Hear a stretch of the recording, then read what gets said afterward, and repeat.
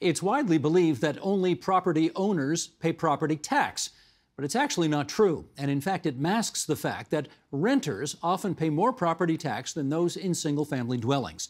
They just pay it in their rent. Here to explain, in Burlington, Ontario, Derek Lobo. He's the CEO of the brokerage firm SVN Rock Advisors. Derek, it's good to meet you. Welcome to the program. Just before we get started here, I want to bring up some numbers because, this will come as a revelation to many people. We're going to compare a few cities here and see what the property tax rates are like. Residential in these numbers, incidentally, refers to houses or condos, any property where the owner could live, and multi-residential refers to purpose-built rental buildings, apartment buildings, basically. In Toronto, residential, 0.61% they pay of the assessed value of their homes. In multi-residential, it's 1.09% of the assessed value of their homes. That's almost twice as much property tax paid by tenants. Let's go to the city of Hamilton. For residential, 1.21%. For multi-residential, 2.73%, more than twice as much paid by tenants. Let's do one more. City of Brampton, residential, just under 1%. Multi-residential, 1.53%, about 50% higher property taxes paid by tenants. And I guess the question we start with, Derek, is how did this happen? Well, Steve, first of all, it happened over many years, okay?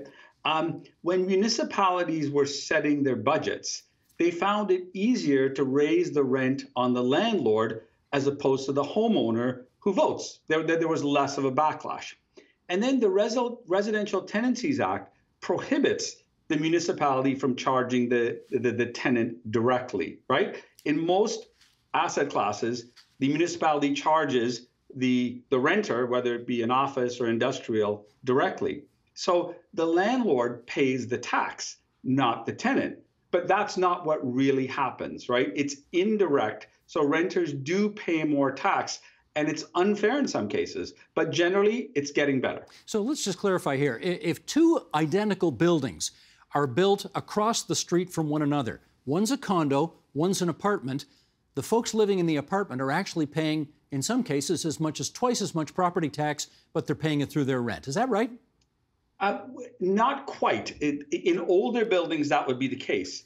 But for new apartment construction, most cities, almost all the cities in Ontario, have harmonized the tax rate for new apartment construction and for residential. But there can be a difference because the tax rate is made up, the amount of dollars you pay in tax is the impact valuation multiplied by the tax rate, right? So it's not a perfect system. Sometimes the residential guy will pay more. Sometimes the apartment landlord, indirectly the renter, will pay more. It's not a perfect system. But I think the thing that maybe your viewers need to remember is that if you're in a high-rise apartment building, you've got maybe 200 feet of frontage on a street, and you've got two connections, for water and electricity, coming into the building. Now, if you take 200 houses in a subdivision, think about how much more service that's required, right? And so we're paying the same rate when you're actually using less. Let me ask the overarching question, though, which is, in the best of all worlds, in a society that were truly fair, do you think that renters and homeowners or condo owners ought to be paying basically the same rate of property tax? Yeah, I think it makes sense to have everybody pay, the same tax. I think there's a Latin word for it called ad valorem, okay? And we are moving towards that. But for new apartment construction, most municipalities over the last 3, 4, 5 years have harmonized the municipal tax rate for new apartment construction and residential. But over time, they are slowly harmonizing it for the older buildings. Does that make sense, Steve? Sure. So when did it actually sort of get out of whack whereby tenants started paying a much bigger percentage of property taxes than homeowners? Well, I think you and I were both teenagers when it happened. Like, it started in I think probably about the 70s, and then it got worse and worse as municipalities just saw the opportunity to, get more revenue from tenants indirectly through the landlord, just more politically expedient. But then Harris, in about 1998, started, put in legislation to get municipalities to equalize it. But the municipality does control it. And as you said at the outset of your show, some municipalities are out of whack. But to be fair, some municipalities are doing it properly. So in York Region, Markham, for example, has the residential tax rate for older buildings and new buildings and condominiums the same. The Harris you're referring to, I presume, is Premier Mike Harris in the 1990s Yes. and early 2000s? Got it. Yes. Okay, well, again, tell me if I'm off base here, but I presume that most of the people who live in apartment buildings do so because they may be lower income people than those who have the resources to buy a house. And if that's the case, why is it that we seem to be prepared to charge people more property tax if they're less able to pay than those who are more able to pay? See what I'm getting at?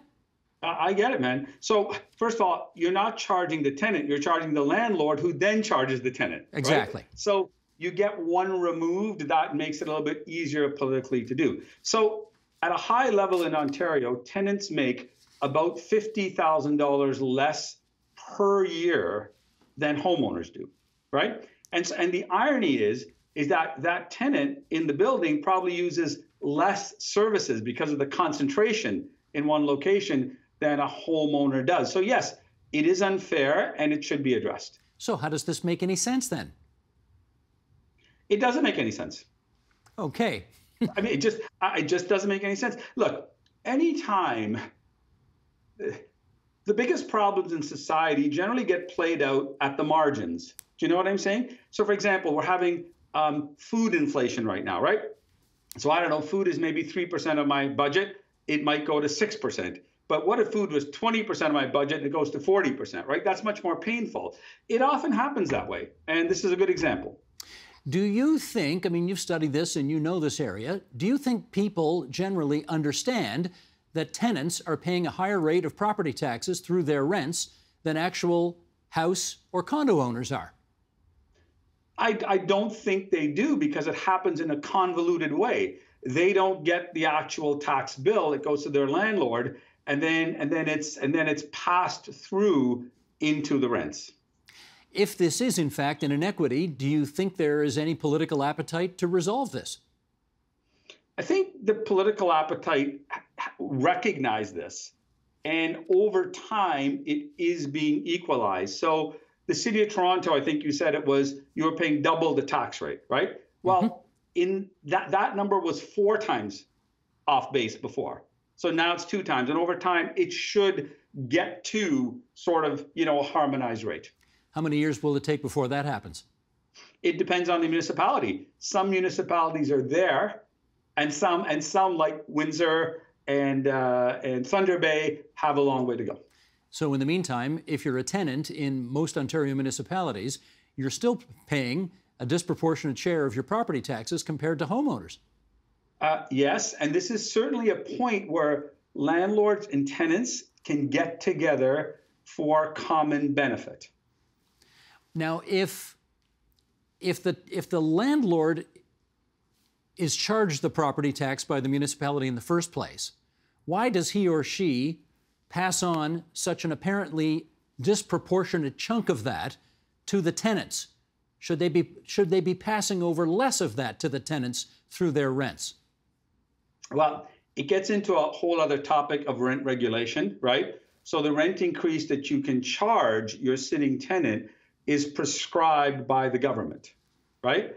And there is a mechanism in there to raise rents and lower rents as taxes go up and down. So at the end of the day, there's a mechanism to adjust for that. All right, but you did take us when you showed us that eventually these lines are going to intersect, right? And eventually it will be fair some point down the road. Once it's fixed, will the savings at that point be passed along to tenants?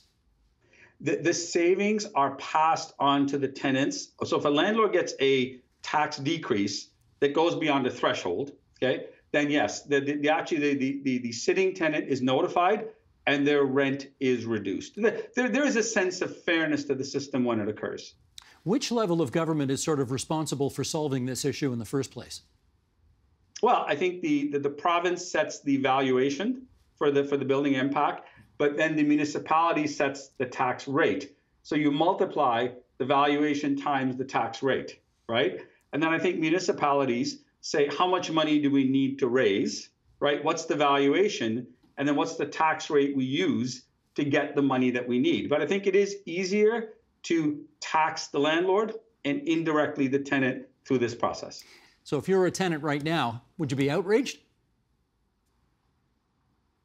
Well, I would be outraged a little bit, but I'd be more outraged with the lack of choice that I have and the lack of supply in the province. That's what's really at the root of our problem. And I talked about, maybe just if I give you a piece of data, Steve. Sure. Toronto has about 10 apartments per 100 people, okay? Ottawa has about 8 apartments per 100 people. Vaughan Region has 0.1 apartments per 100 people, okay? That's an order of magnitude of 90, right? Why are there so few apartments in some parts of the province? Well, it turns out that the newer part of the province, the parts that grew after 1975, so York Region, Ajax, Pickering, new apartment construction stopped in 1975 when they brought in rent controls, right? So if there was more choice, then, and affordable for sure also, but at all levels, then I think tenants have a choice. And if they don't like what's happening to them, they get a choice to move. Right now, we don't have a choice. And that's probably the bigger problem. This inequity in taxes is a problem for sure. Gotcha. Derek, it's good of you to join us on TVO tonight and explain all this. Thanks so much. My pleasure. The Agenda with Steve Paikin is made possible through generous philanthropic contributions from viewers like you. Thank you for supporting TVO's journalism.